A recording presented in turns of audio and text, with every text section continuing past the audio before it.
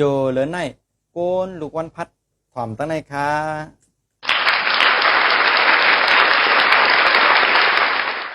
ตอนนาการค่ะโดลาดว่ายึงเฮ็ดยึงหลีปอเล่งเมเล่งก็ห้าเขานำทนนะฮะขิงในนาการเตลีขึ้นติ๊กติ๊กหลีเอาหลีเทียงเย้าตีหลำลองนะฮะออกเจอมีเจอเคยลายนาการเขานะขิงในก็สังว่าลายนะก็เตลายเย้าก็ลายเย้าก็เตเข้มหลีเลือสิเก่ามันเตเข้มหลีเต้ๆนะครับ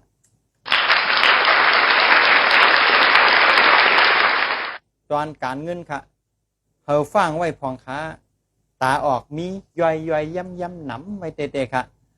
ตาอะไรก็มีเขามาหนำทวนยาวเขากล้วยอ่ำไรมีกิ้งเงินขาดมือนั่นบอกว่าตึดหนองจ่องจันนาก็ถึงลังอยู่ค่ะ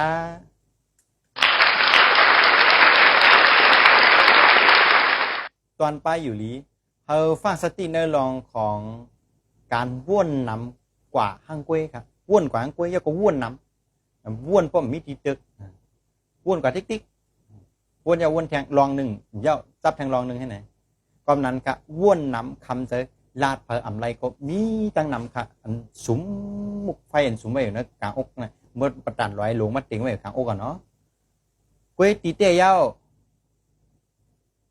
สูเจ้าหลัวไรนอนรับปันอิ่มค่ะอ๋อ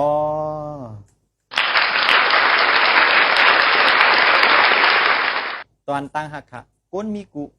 ผู้ซึกอิ่มเมื่อจอมปัญหาเก่าๆถึงเกลิดอ่ำไรกล้วยตีเฮ็ดไรนั่นเนี่ยเป็นหลุยย่อมหับมันค่ะย่อมมันก็เตลีกล้วยนะครับ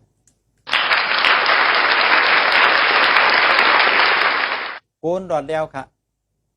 ยุ่มไรหมานเมียนไอ้ขิงในกอบมีโกนมาเหอะอ่อนเย้าค่ะ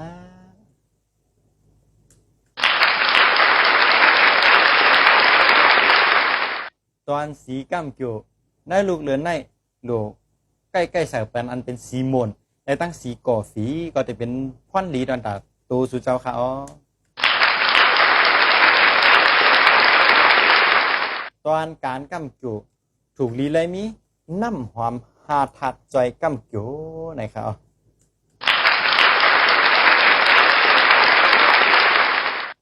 ตอนปันสติอย่าลืมว่าการด้วยปีต่างเจ็ดลูกวันในตอนตาก้นตั้งนำค่ะอ่ำจะก้นแล้วก็หนึ่งพอสั่งข้าวหู้เข้มหมานเมียนเอาลีแจงเลี้ยงเหมือนตาหันตาตัวเฮาหั่งคอในกับสุบเข้ามาค่ะเนี่ยเปิดจอยแถมอยู่ค่ะเจ้าหือก็ฝากพี่น้องเขาจอยกันติ๊กไล่ติ๊กแชร์ปันอาจารย์นิดนึงก็จะย้อนขอบใจอย่านำค่ะแต่เป็นแห้งจากปันอาจารย์นั่นเฮ็ด10 กว่าแทงข้าวยาวตีลำร่องสั่งป้าใจเขาจุ้ด้วยปีต่างกาลากับสุบเข้ามาได้ที่หมายฟง0656699363ค่ะอ๋อซ้ำทางกำหนึ่งค่ะ0656699363ในค่ะอ๋อเงาตุ้งตอนตาก้น7 ลูกวันกูเดินอาจารย์แล้วลงไว้ปันเต็มทนยาวค่ะอ๋อลงปันเสียหมดตั้ง7 ลูกวันยาวค่ะสังว่าตัวเหลียวไหลตัวหันเงาตุ้งหัวในไว้อยู่ในจึงขึ้น10 เต็กเข้ามาด้วยเทียงในเพจอาจารย์ในไหลเขาเมื่อไงอาจารย์ย้อนกึดยังไว้กันได้ก่อนค่ะทบยากันแทงเหมือเนื้อเงาตรงหัวหน้ามันเมียนเขาโอสละตื่นหลีเมืองไทยเหมือสูงค่ะ